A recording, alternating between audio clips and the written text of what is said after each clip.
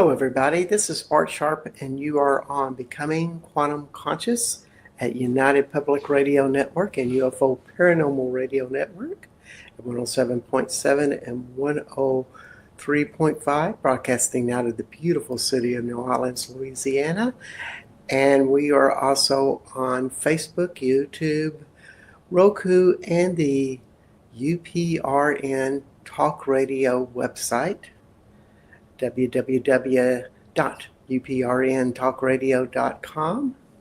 And this show is recorded for Christmas Eve. I'm a few days ahead of it. It's actually the night that the Three-Eye Atlas is closest to the planet, which I've been tracking that as a psychic some, and to me it's like these are almost like a well-wisher collective consciousness of beings, and kind of like an identity that it's hard to conceptualize because they are a collective. Their reason wasn't to come visit us. We're just kind of a sideline for them, but more like to check in with the consciousness of our sun. Interesting, they were behind it for quite some time. There's some interesting stuff behind the sun. I meditate a lot with the sun and go into that reality of what the sun is. If you are a meditator, I suggest that you meditate with the sun behind, visualize it being behind your heart and coming into your heart to where your heart and the sun commune as one. Really a wonderful meditation, empowering. Anything you can do to create a bigger embodiment of vibrations inside your physical body to where you start feeling it on a energetic or astral level, I think is a good thing in general. Part of what the upcoming consciousness is getting out of our heads and getting into our bodies. So I'm really into those exercises. And today's show is along the themes of, the title is From 25 to 26. And I just got a surprise that I'm doing a solo show today.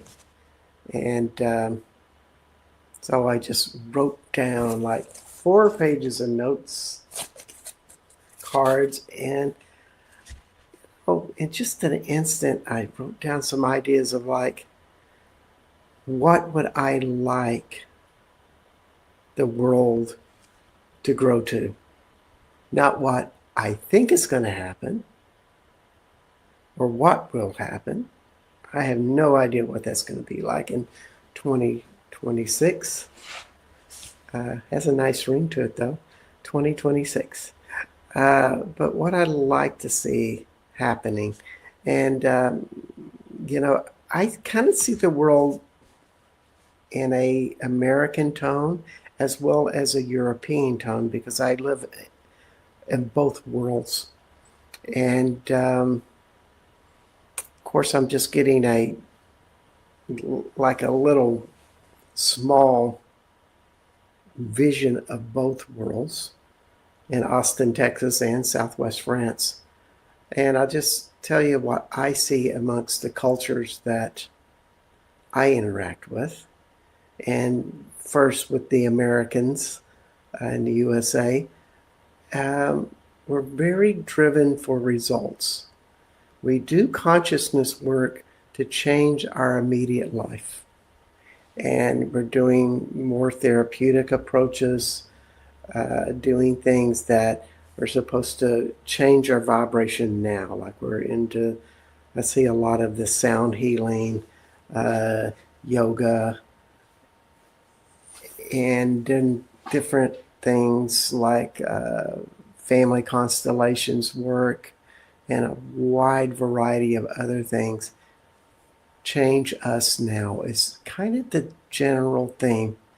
My observation of Americans and being I'm part of it, this is my story as well, is that we are in a lot of pain, and that pain has pushed us to change and improve. On the other side of Americans, the pain has made us repress it and go into lots of distractions and addictions. That is the other side of it. But I do see a lot of people jumping into to let's find a better way to live, and it's my job.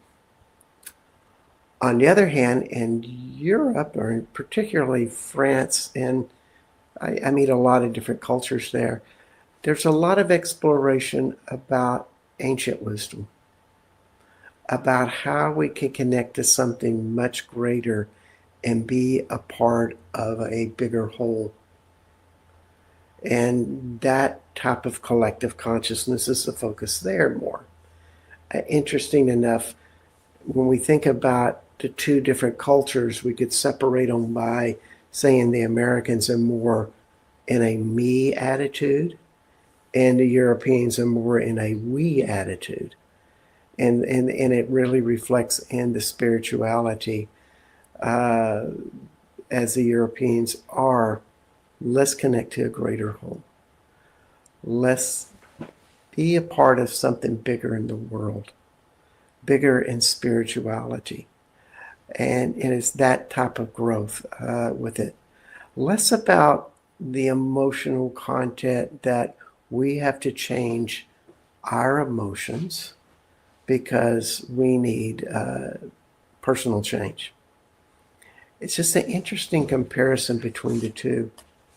That's one of the things. I just have a list of stuff here, and I'm just going to go in one after another. It seems like it's fragmented or stuff. It probably is because I'm just ad-libbing this with the little note cards here.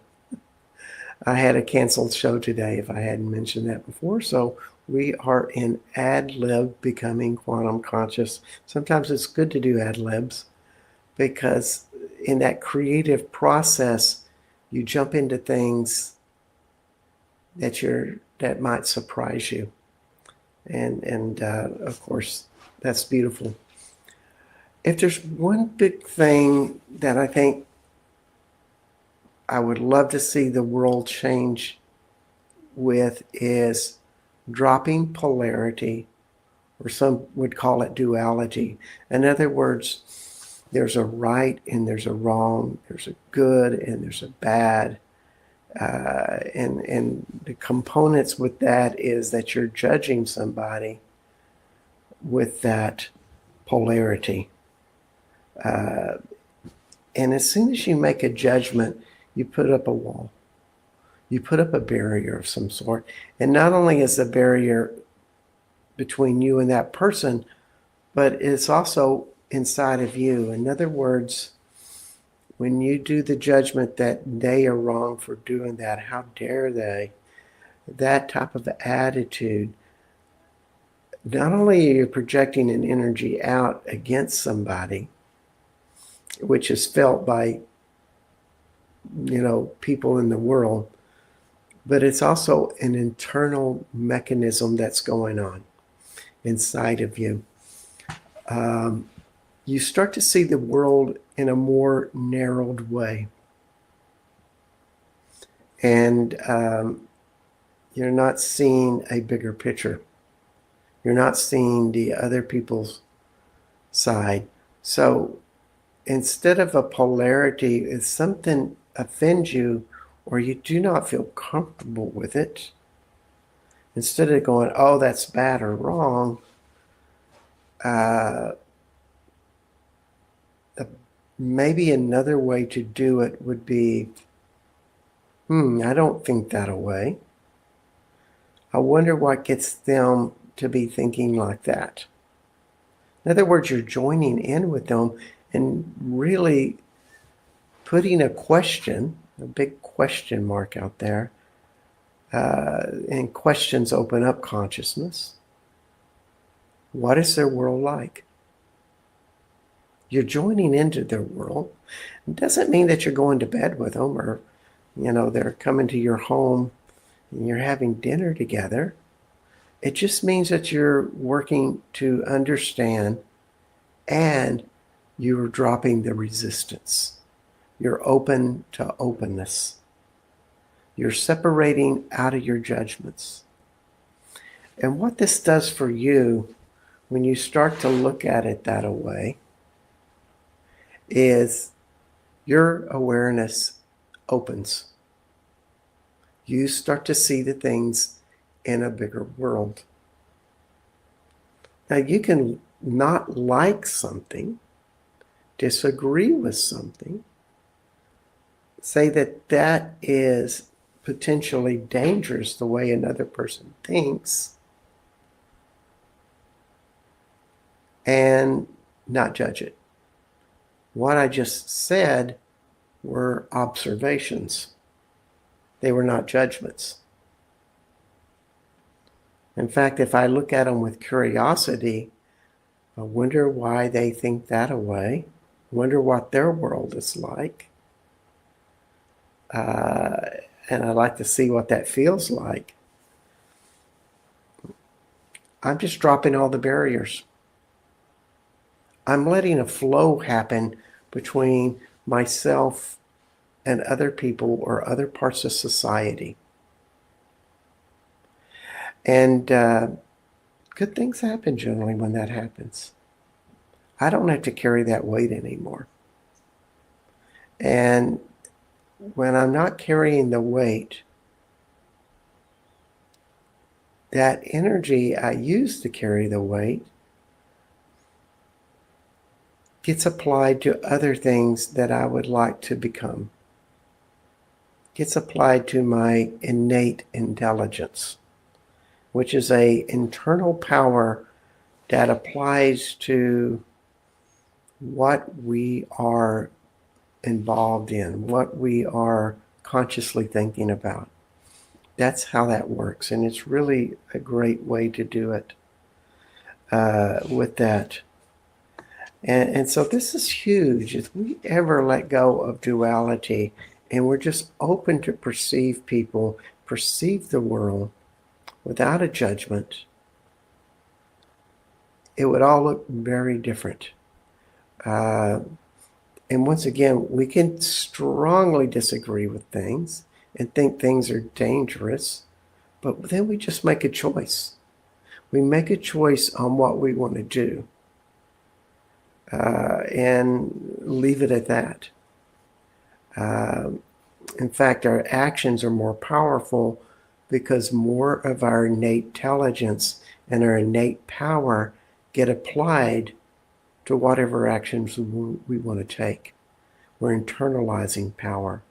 When we are projecting out with a judgment saying these people are bad and wrong, they get an onslaught of emotions, of our fears, of our concerns, and that isn't power.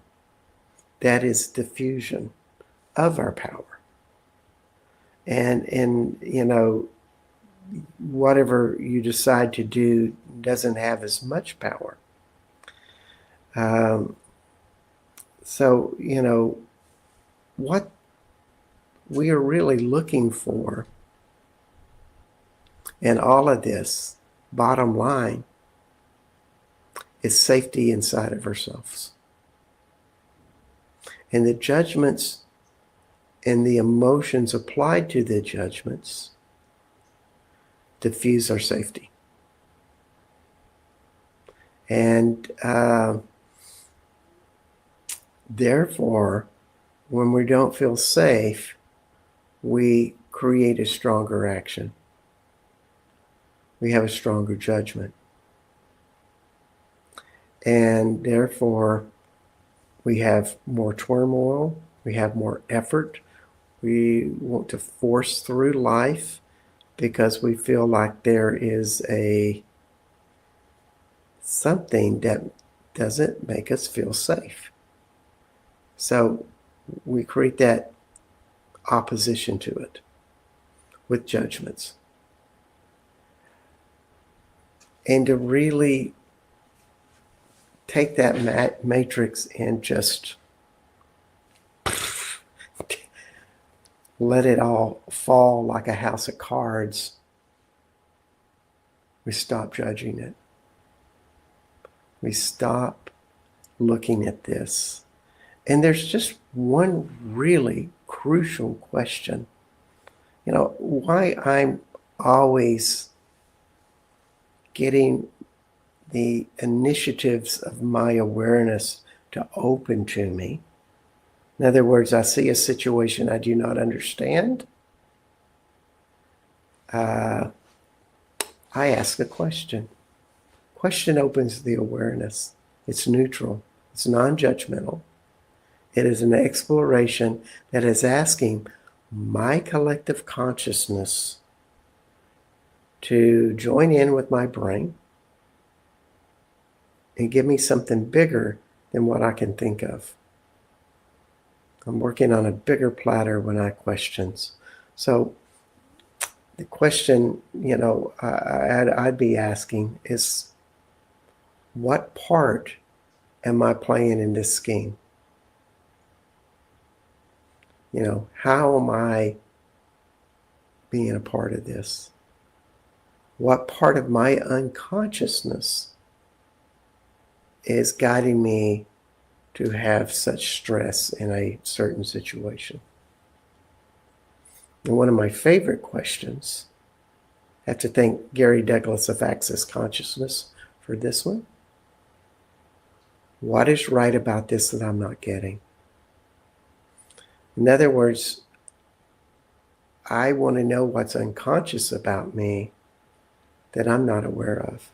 And it's funny when I ask that question, I'll say it again. What is right about this that I'm not getting opens our awareness to see something else. It's a very magical question. I can be even at home looking for my car keys and they're lost for whatever reason. And I ask that question and something in my consciousness opens and I turn and generally I'm looking right at my car keys. Why is that so? Particularly the car keys are easy, but it is a really important principle. I really know unconsciously where my car keys are. I put them someplace. So unconsciously I know. I just can't remember in my conscious mind. So when I ask the question, what is right about this that I'm not getting? My unconsciousness is requested to come in and be a part of that process. And therefore, my memory comes in. I know exactly where those car keys are.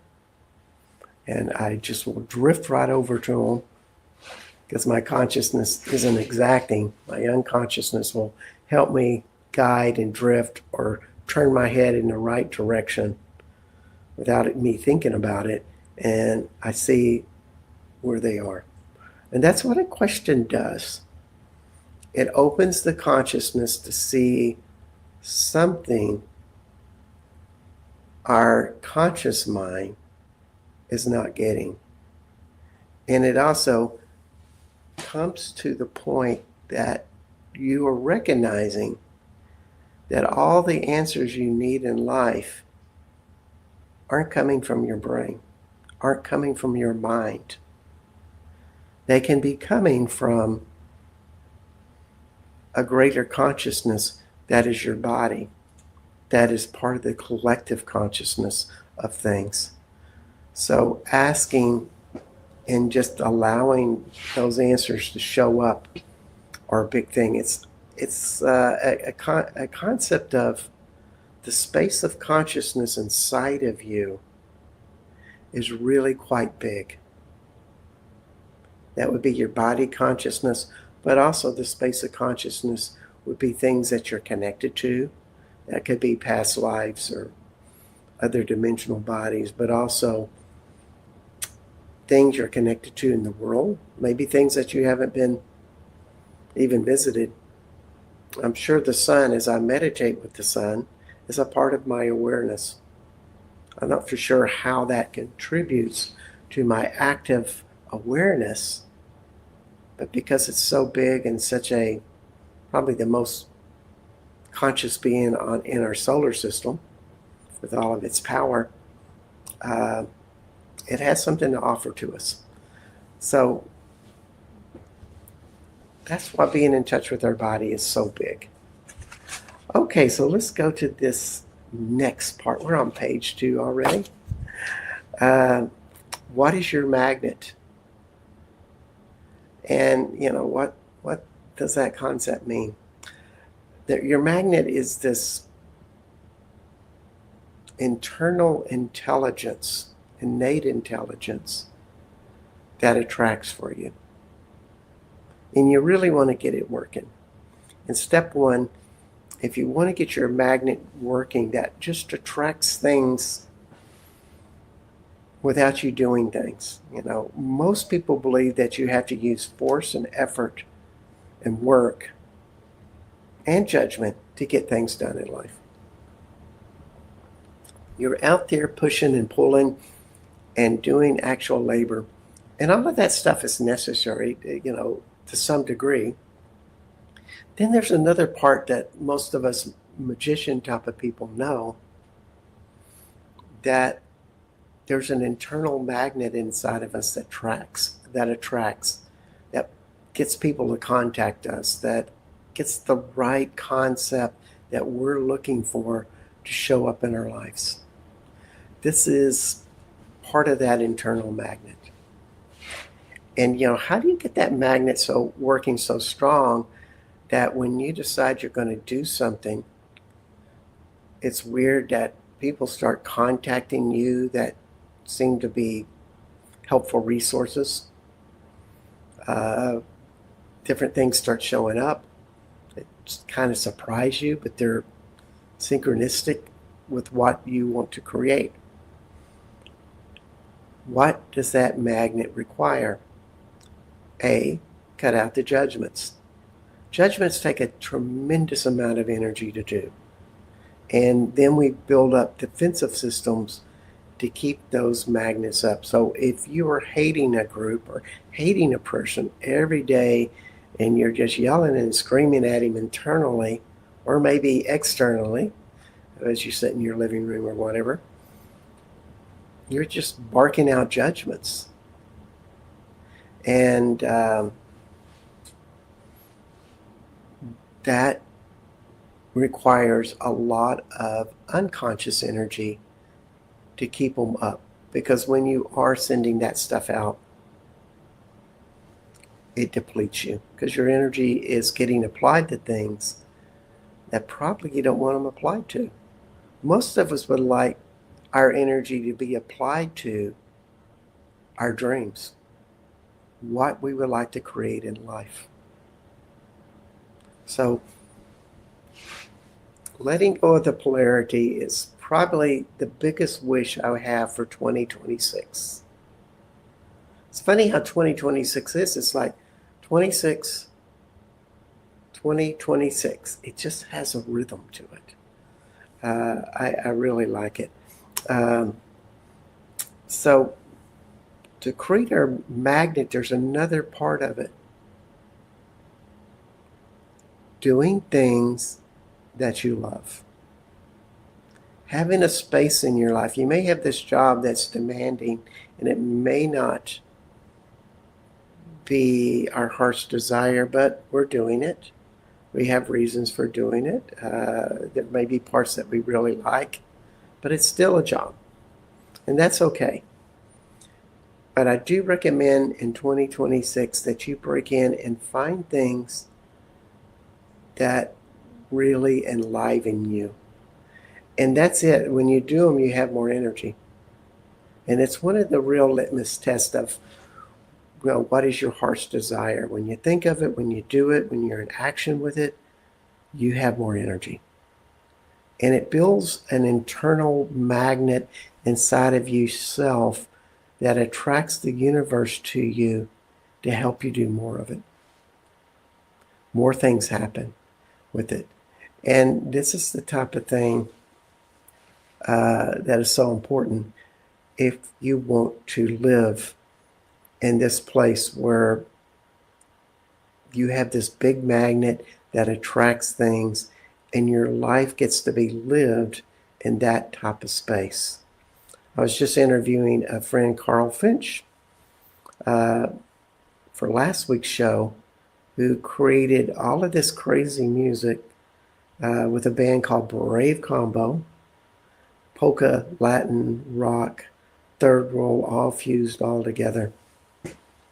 In a time that nobody did this. This was in 1979. And that's what he kept saying. It's just like, I felt like I just had to do it, and I wasn't going to compromise by not doing my dreams. I always had space to create these things that I felt were my creative essence. And he followed this important word, fascination. And the fascination energized him. And he never let anything get in his way like judgments. And therefore, it just seemed like all the connections, all the people that needed to be in his life to help Brave Combo happened. 40 years later, they're still playing. So this is a really important part of the Aquarian age concept, that we are opening to new possibilities and a new evolution inside of us. So in 2026, I'm hoping people will let the judgments go. They may be in opposition to other people or not agree with people, but they don't have to attack them, label them, put all of these things and bring in more polarity to the situation. They can just say, well, I'm going to play differently. I'm going to do it differently. Now, when we think about the Aquarian age, what does that actually mean? What's going to change?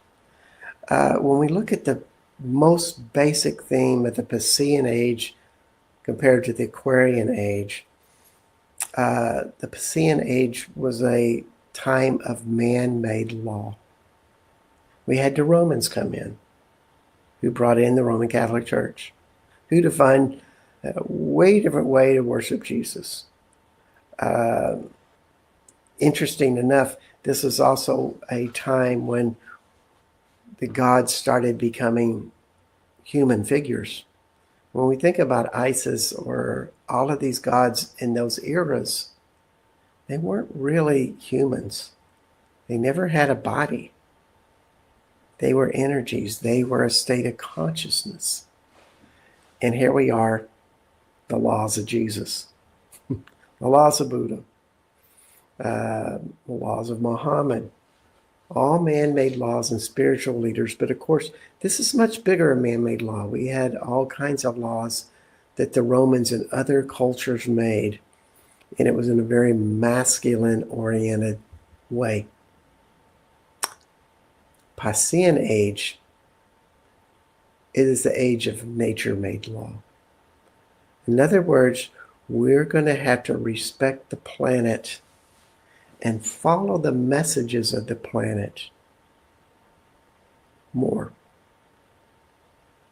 But also what that means is we have to follow something inside of us that's connected to the planet, that's connected to the solar system and the universe, that we are part of that, and to have that bigger freedom that we are a part of a greater whole.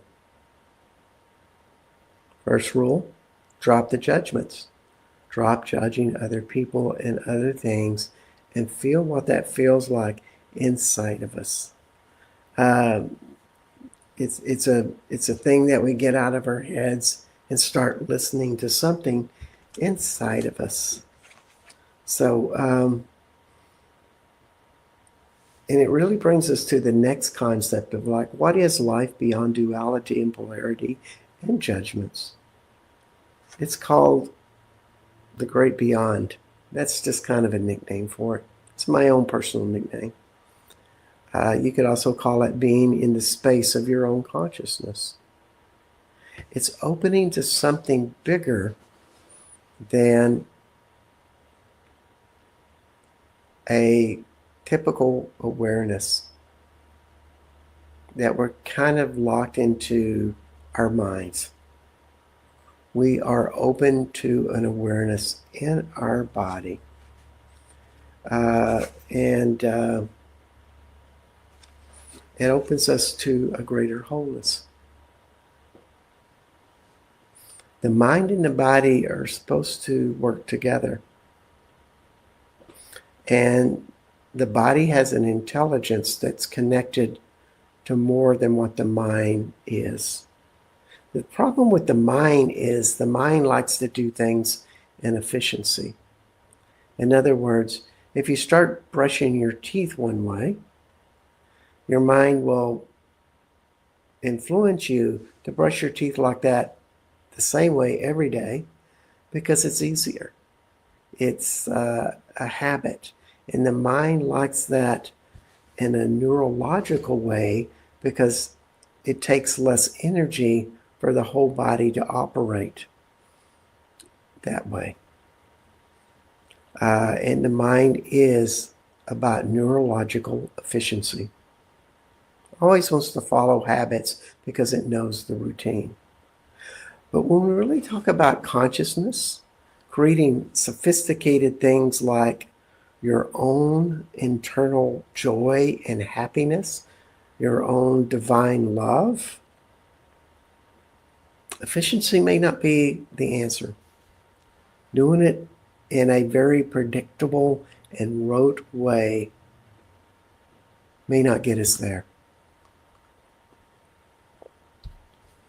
The brain and the mind want to do it that way. And so it's like, oh, if we pray at 6:30 in the morning and we do this routine, this will be our spiritual fulfillment. That will be our spiritual practice. And we'll get it. Well, you'll get it to some degree, but you won't get the big picture because growth in this spiritual development is always ongoing and changing and growing. Therefore, we need to look into the reality of unpredictability.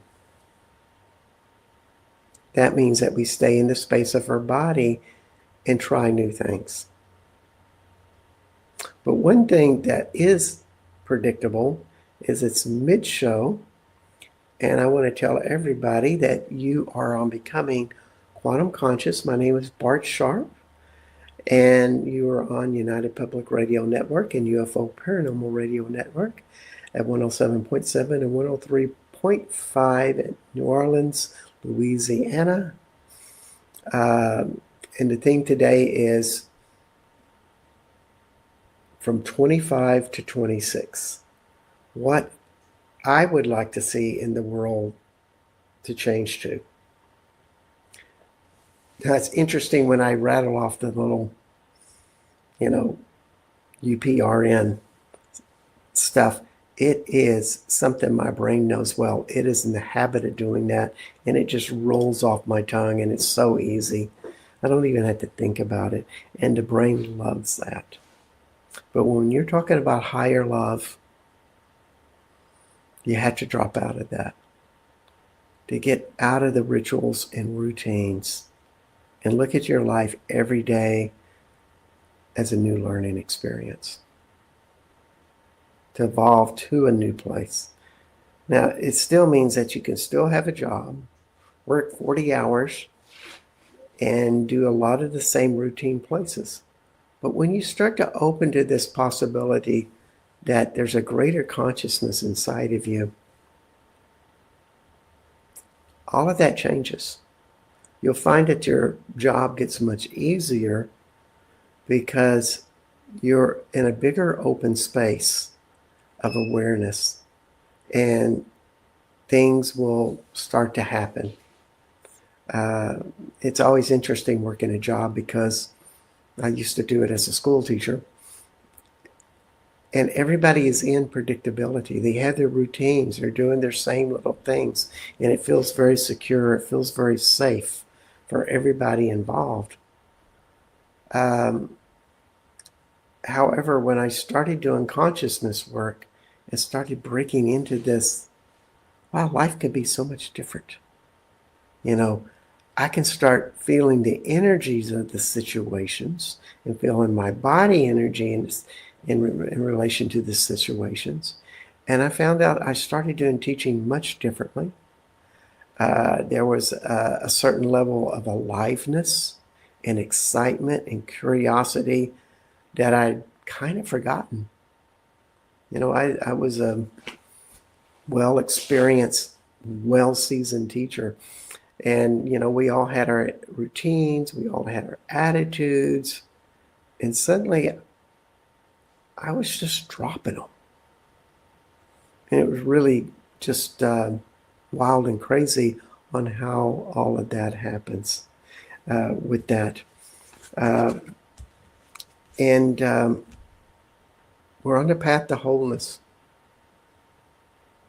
Now, it's funny, in just a little bit of my biography, after I put in all my years in teaching and they started giving me a pension, I don't like to use the retired word because I don't feel like I'm retired ever. But I had this freedom to get to do anything I wanted to do. You know, my bills were paid. And that's the real true point of what money is to give us freedom to do whatever we want to do. You know, when you get enough money that you have that type of freedom, your time is free for you to create whatever you want to create. To me, that's wealth. Okay, we had a little stoppage in the recording. Hope that all worked. So wealth is the freedom to have all the time to create whatever you want to create. So here I was. What am I going to create? More consciousness. How do I get more conscious? I start working on emotional issues. So I started learning shamanistic techniques to really perceive the deep repressed parts of my emotions. And away I went. I just cleared and cleared and cleared all of these shadow issues of repressed anger, shame, things that were abusive to me, you know, and the list goes on. And I did this for a couple of years.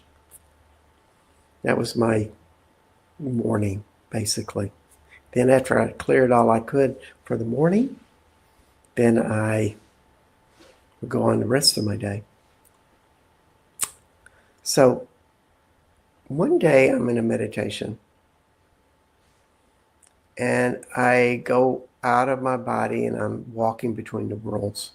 In other words, you're in another reality, but you're not for sure what that is. It's almost like a dream, but it's not a dream because you're aware of it happening and you don't feel like you're asleep. I love that state. And I'm looking at the horizon, you know, the sky, and up in the sky I see 13 white stars and 13 black stars. And I'm just like, wow, that's amazing. Kind of in a dreamlike state, like, whoa, man, this is cool.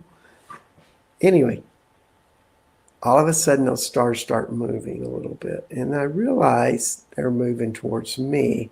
And this is all happening in, you know, an instant. And the next thing I know is all of those stars fly into my body. 13 white stars, 13 black stars. And I just fly off of the couch, standing up like, what the heck happened? And the next instant I know is I feel like I'm in a state of ecstasy. I feel full, whole, for the first time in my life that I have ever felt that way. It was like an instant elevation.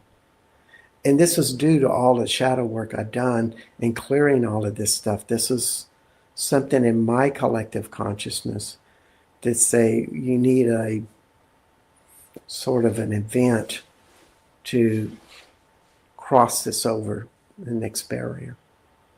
For the first time in my life, I felt this unconditional love that felt real and authentic.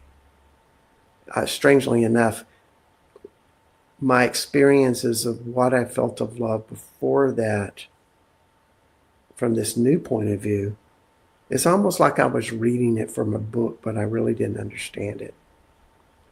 So here I am in this new state of love, ecstatic, like under a new drug, wandering around the house. And it's like, well, what's the desire now? It's to serve other people, to help other people, to share whatever this is. And that's when this big change happened in my life, where helping other people became more important. And that's what I'd like to see more in 2026 is people coming to actualization of themselves in their own unique way, to where when they step to the other side, they're going, well, all my needs are met yet. I feel whole. What's next? Help other people. Serve other people. And the important thing is you're doing it from a whole person. You're not helping other people for a reward like, oh, if they acknowledge me, that's going to be my fulfillment. Not exactly. This is more of, I just do it because this is what love is. I just do it because it feels like the right thing to do inside of me. I don't know if that's going to be the case for everybody, but I suspect the desire to connect and make the world bigger and better is what actualization is all about. It's like the next step. You do this.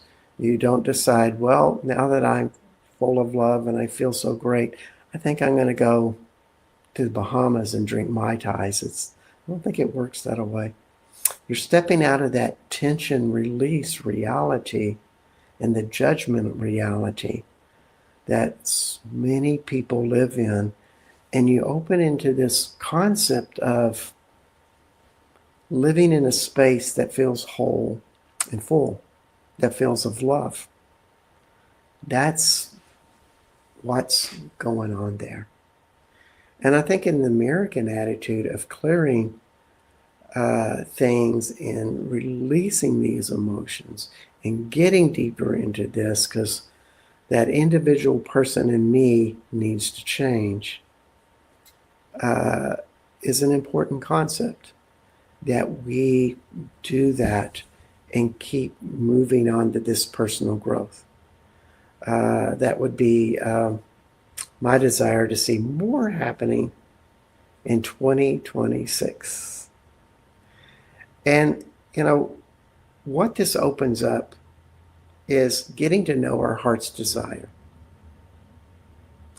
And our heart's desire is something I recommend you start asking that to show up in your life. It's like, well, what is my heart's desire now? And what is right about me getting to know my heart's desire? What would it be like for me to see what that is about? Now, the thing is that it's not one big thing. It's not like my destiny. Your heart's desire are generally a lot of things. It's a ongoing fascination with life, and you starting to see what makes you expand, what gets you excited, what brings more energy into your life. When you are starting to do and live in a state that I'm living my heart's desire, I'm doing these things that really I'm excited about, I have more energy, my enthusiasm is there every day, then that magnet starts to show up and you are fulfilled. You feel more fulfilled. And this enthusiasm is infectious. It's just goes out to everything you do. You change the energy for more people to do it. And when more people live in their heart's desire, they're not into the polarity. In fact, they start to see that, wow, my fulfillment and the heart that is full of love and happiness changes the world around me. I'm connected. I am in a bigger whole with everything. And this is an agent of change that is passive, but yet is extremely effective. It's not about let's tear down the system and our rage against the machine.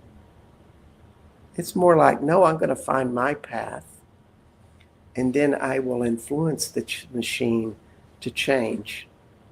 I will have the wisdom to know what to do in the moment. And this is something about this body consciousness that I've been speaking about, is to not live in the fears that you're not going to know what to do in the future, or if a particular situation shows up, and you start gathering fears about that. Body consciousness, or this consciousness I'm sharing about, brings in more of an attitude like, I don't need to worry about that. I will know what to do at the time. Maybe there's some things I need to prepare for, to learn knowledge, or, do things financially so I'm stronger and more suited to whatever's going to show up. But I don't have to be in fear of it. I don't have to use a lot of energy to emotionally prepare myself. I don't have to stress about it. I just do the things that I think are good to do. And then I go back to my own center and live my wonderful life. This is a type of sovereignty that I would love to see happening in 2026. And knowing your heart's desire is like baby steps. You start doing things that you love doing, and they may be little things, but you start cultivating it. You become the creative source. And what you start to step away from is the world of entertainment, that the world is supposed to entertain you. You may still watch television, or for me, I like to watch football games, but that's not my source of what's filling me up. That's just kind of a distraction, and I notice that. And that's all I need. I find that what fulfills me is my creativity, that wholeness inside of me. Which takes us to the last concept. I have so many of them, but I'm going to stop with this one. And that's just living in space. That's what David Hawkins, the author of Power versus Force, calls it. And it's so accurate. In other words, when you start to have a consciousness that you feel your heart, and not just the beating, but the space of this light in it, but then you start to extend beyond that of your whole body, and it starts to feel like this vibration of something higher, and it changes its tunes, its vibrations. Sometimes it feels grounded, sometimes it feels connected to the earth, sometimes you feel something maybe angelic inside of you. But the one thing that's consistent is it's a higher vibration than your mind. And we start to learn what that is like, to perceive a vibration of our whole body. And it starts to get lighter and lighter. In fact, the whole idea is that we become more of an embodiment of light. The brain steps out of the way. the mind quits trying to dominate. In fact, the mind is still there, but it serves the body. Instead of the mind having the body serve the mind serves the body. And they work together harmoniously that way. But we get our intuitions. We have this spontaneous thinking happening that is very body consciousness. We just know what to say at the right time. We do things from that knowing, and we just jump into it. And, you know, when you start to hear bullshit in the world, lies, whatever, and in this world of all the theories going out there, various types, this is a very important thing to have. In other words, you listen to your gut, and your gut just looks at something and goes, you don't really need to deal with that. You don't need to pay attention to that. That's not relevant. Everybody thinks it is, but it's really not. And therefore, you might read the stories about the conspiracies or whatever, but they don't seem to like scare you or make you fearful. You know that you're a whole person. You know that whatever is going on inside of you will persevere everything. In fact, it's almost like it's you're very much of this reality, but you're beyond the reality. You're living in your own energy. And your own energy is more of an infinite source. And therefore, you're really walking with something that is boundless, has no boundaries at all. And so when we start to work in this stuff, for my hope for 2026, we're just a bigger space. We influence people. We influence them by not saying a word. We just do it through us. And they get that collective consciousness. That idea starts to spring forth. This energy is 100 times more powerful than fear. That's a lot of fun, to be able to skate around in a reality that is so potent. In fact, fun is the right word. You get to live in a place that's special and light. And so, you know, the first steps of getting out of the matrix that so many people are living in, stop judging. Start perceiving. Start feeling what's in your body. Start feeling the light in your body.